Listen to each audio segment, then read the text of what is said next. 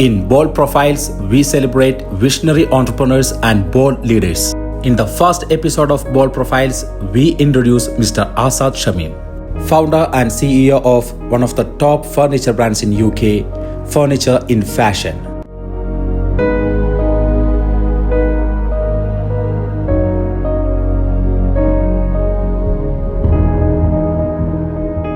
So my name is Asad Shamim. I'm an entrepreneur, businessman from the UK. I started my career at a very early age. I was in business at the age of 16. My father was running a small shop in Cheetham Hill in Manchester, and I used to help him and assist him. And that's where the inspiration came from for business, in being in business. I was turning 17, and in my summer holidays I took the venture of buying manufactured goods, children's uniform, and selling it to the warehouses in Manchester. And I used to make, at that time in the 1987, I used to make 50 pence per garment, and I remember selling 25,000 pieces in one summer. So as you can imagine, in 1987 that was quite an achievement, and I was very happy with my business ability to sell at such a young age. And that's really how I got into business. I wasn't given any leverage from anybody in order to come into business. It was just it was an idea that I had. I wanted to be in sales, and I felt I had the acumen to be a good salesman and leverage from that into other ventures, which then perspired. So that's how I first started. I weren't born into a rich family. My parents were very ordinary people. I was an only child, so I didn't have any siblings where you can look upon and take some knowledge or experience from, and everything I had to learn myself. And as you will appreciate, people tend not to offer any help or assistance unless you approach them. But I have a different sort of perspective on life. When I see people around me and they are desperate for help, I go and give them that help. I put my hand out and say, I'm here to help you. And that's not just for money, because for me, money is no objective. My main passion is success. If you can change the life of somebody with your assistance in that person's life, for me, that is success. And I'm very passionate about that. And that was demonstrated when I took on the case of a young diabetic boxer called Muhammad Ali, and he was denied the license from the British Boxing Board of Control in 2015, and I assisted him for 3 years and we engaged in the leading endocrinologist in the country, Dr. Ian Gallen, and various organisations like Diabetes UK, IDF, and we changed the ruling in 2018, which now allows diabetics to box professionally and have a license. So that was a massive milestone and achievement for me. And it was because of my sheer perseverance and consistency in order to change that regulation. So it's, when there is a will, there's a way. And I strongly believe in that. And I think that my message to people out there is that, look for these opportunities, because, there are people out there that are disadvantaged. There are people that don't have the support and don't have the financial resources. Do help them, because it will only be a credit to your name, and it gives a person a self-satisfaction. So for me, if I can help somebody and change their life, for me that's success and satisfaction. I used to reach out to people, and I used to one thing I was very good at was able to approach people, communicate. My communication is very strong, I believe, and I'm able to build a rapport with people, not just with people at a young age. I can build a rapport with anybody at any age or any culture, any faith. For me, integration is very important. I don't think that we should hold religion in any way, that I'm Muslim and he's Hindu, or he's Sikh, or he's Christian. Integration is very important. We're all human beings. We're here to serve a purpose and help one another. So I think that we should all act impartially and for the betterment of society, for the betterment of the world. It's really important. Struggles are always start from finances. Is having the financial ability to excel and propel in life. So I used to struggle with that in the beginning, but then that was overcome by perseverance and consistency, and starting at a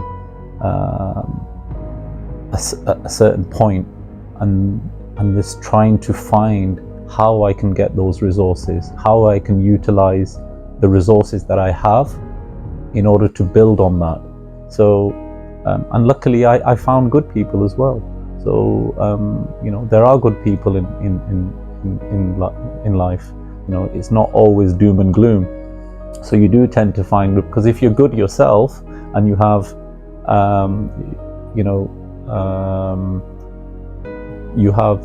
the right sort of acumen, you will find good people out there as well that will help you. So luckily I found good people as well. And I also used to observe people, successful people in business. What are they doing in business? How are they themselves performing in their daily lives, and what are they doing in order to be able to excel in their career. So it was a lot about learning as well, watching, observing, and utilizing the resources in the best way possible that I had.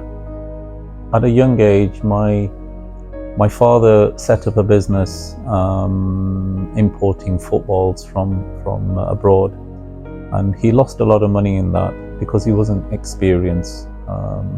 May God bless him. Unfortunately, I lost him in January, and he was being an only child. He was my sort of mentor, my best friend. I used to discuss everything with him, but he, unfortunately, due to some mishaps in business, he wasn't able to be successful in that particular business he set up, and we had a very difficult time, and I think that the difficult time led to us having to survive and not have the finances and resources to recover from that decline. And my mom, offered to, unfortunately, sell her jewelry in order to meet ends. I think that was the most difficult time for me. I think it sort of made me realize, and that's where I sort of said to myself that I have to do something here. I have to sort of be sensible and try to recover from this situation in order to assist my father. So I started working in a place called Halfords as just a salesperson whilst I was studying. And so I was studying in the week, I was working weekends just in order to help, family finances.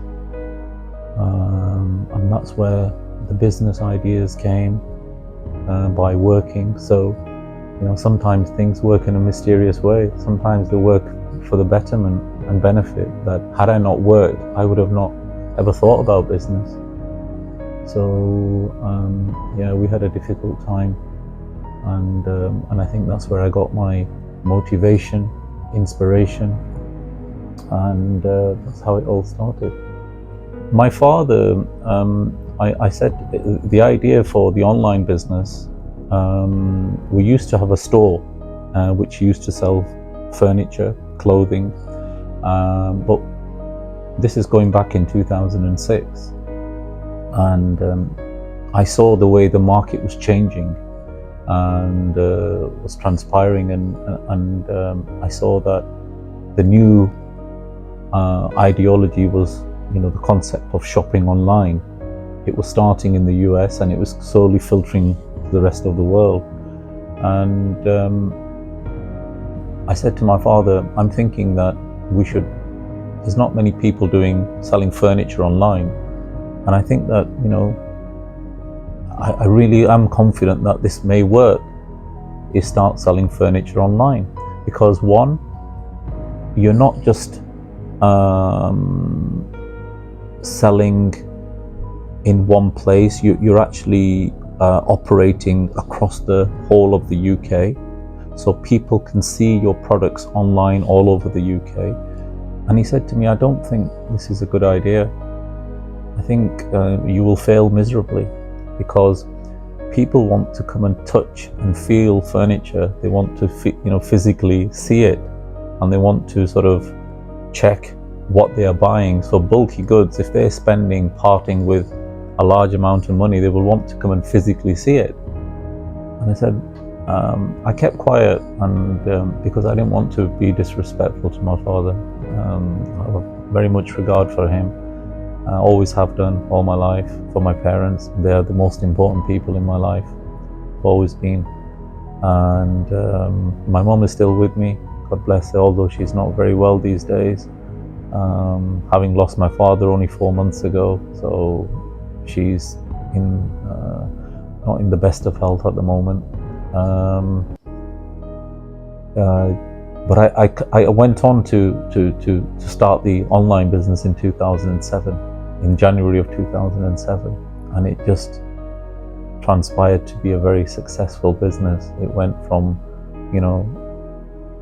a very small business of selling just coat stands and basic essentials to then selling, living room furniture, dining room furniture. And we became one of the top 10 furniture companies in the UK. Implemented a unique business model. German furniture was known as quality furniture, but people always associated Germany as expensive items. But what I did is I brought German furniture, but at low prices.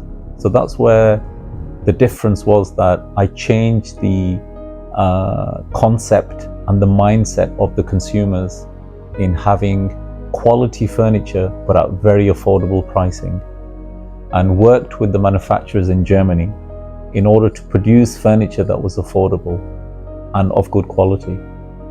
And that's what made the difference in help the business to where it is today.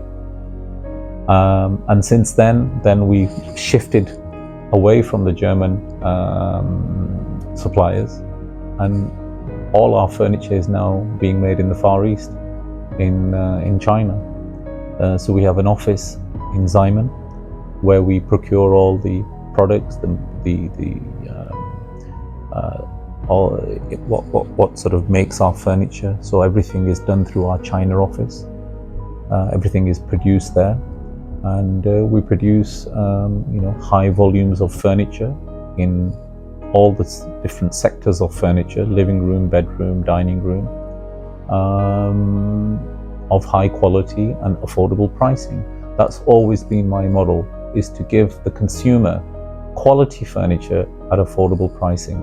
Our company is UK based and we sell furniture to UK customers only. But we do have the ability to produce and sell our furniture to any market in the world because we have got the infrastructure in place, so it's very easy for us to do that. We have got the opportunities to do that right now, is to have our furniture in other markets, but you know, it's how much can one person do? So I like to focus and stay tuned and sort of very focused on what I'm doing and not having to be distracted and then losing the focus on what we do best. We have built a reputation online. So if you're looking for certain types of furniture, for example, glass coffee table, dining table, living room furniture, if you search for that in search engines like Google, you will see that we come up in the natural rankings on page 1 for these keywords. That's how people search for furniture, and they put in long tail keywords in. And because of our number of years in business and how we've built our business profile, we're quite well known and recognized as one of the leading top 10 furniture companies in the UK. President of IFA 7 is an organization which is very similar to the Premiership football that you have here, which is 11-a-side, and all over the world 11-a-side is played, and it's very highly sponsored by TV and sponsorships, which because it's quite expensive. So IFA 7 is an organization that was set up by our president Daniel Balcote in Calgary in Canada. He approached me 2 years ago in order to help him and assist him, and in order to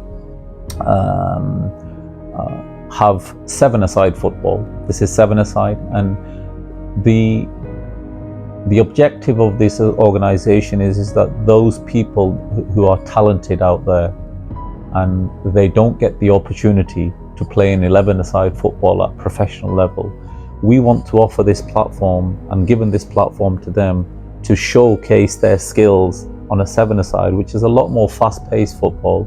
And we want to help communities, schools, young people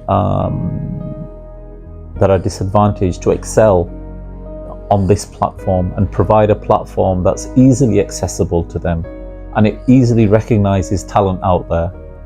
There are talented people out there, but they never get recognized, and they, for some reason, because of competition, because they don't have that leverage in order to be seen as someone who's there are superstars out there, but they never get recognized.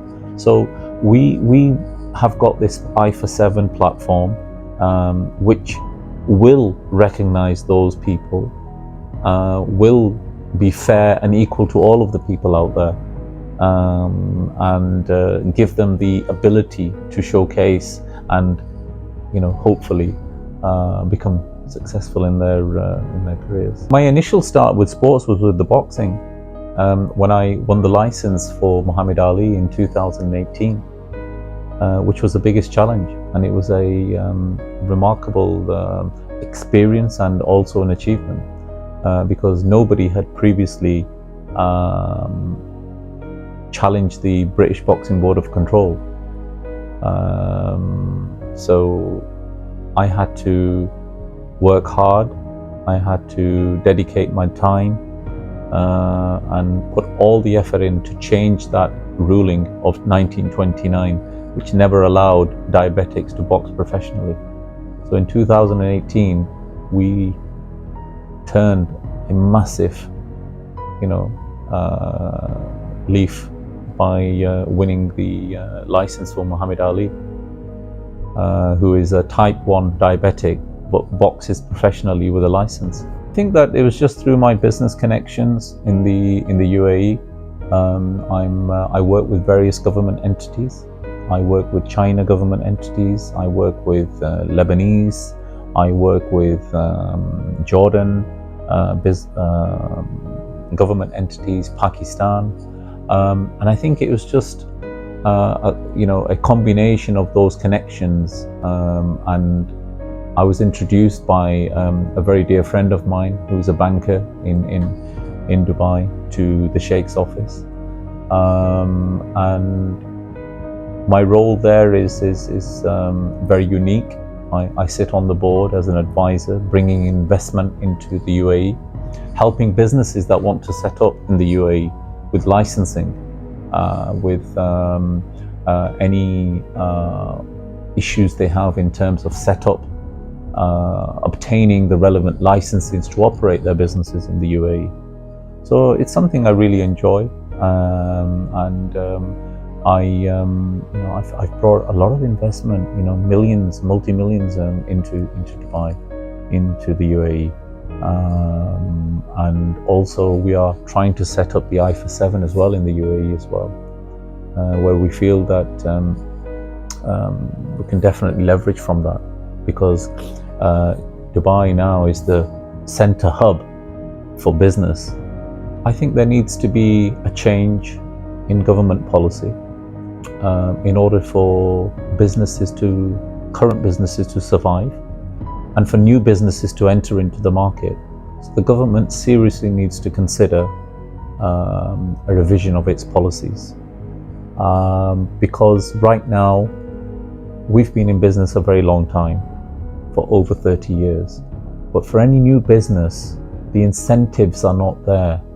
There isn't a stable platform for them to operate from. So there is a desperate need for the UK government to change that environment and make it a more friendly business environment. So some of the things that they need to do, they need to look at a revision of VAT. They need to look at a revision of corporation tax. We're paying too many taxes. For any business in the UK to survive, and that many taxes, they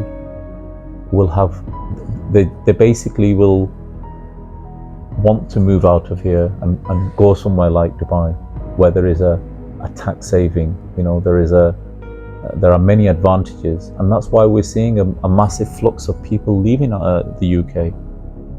You go to, we have many issues in the NHS. You look at most of the consultants from the UK are now in Dubai. They're in the UAE. They're in Australia or other countries. So I think in order for the right kind of staff retention in the UK, there has to be a change in policy and a more friendly business policy adapted. I think my main message with them is to look at other entrepreneurs in business, seek advice, seek help. Don't be shy of asking for help. I think it's important that you interact with the right kind of business entrepreneurs, seek their help, and be very mindful of the pitfalls, and also have a very robust business strategy in place. And before starting is to share that with somebody who has the experience, and say, please have a look at my business strategy before moving further. We live in a very volatile market, very sensitive, and it's important to seek help from the right people. Me as a business entrepreneur and CEO, I don't want to be seen as just a successful business entrepreneur. I want to be known as a person who has helped other people change their lives. I want to be seen as a person that made a difference to somebody else's life. For me, is more important than me being a successful person. I hope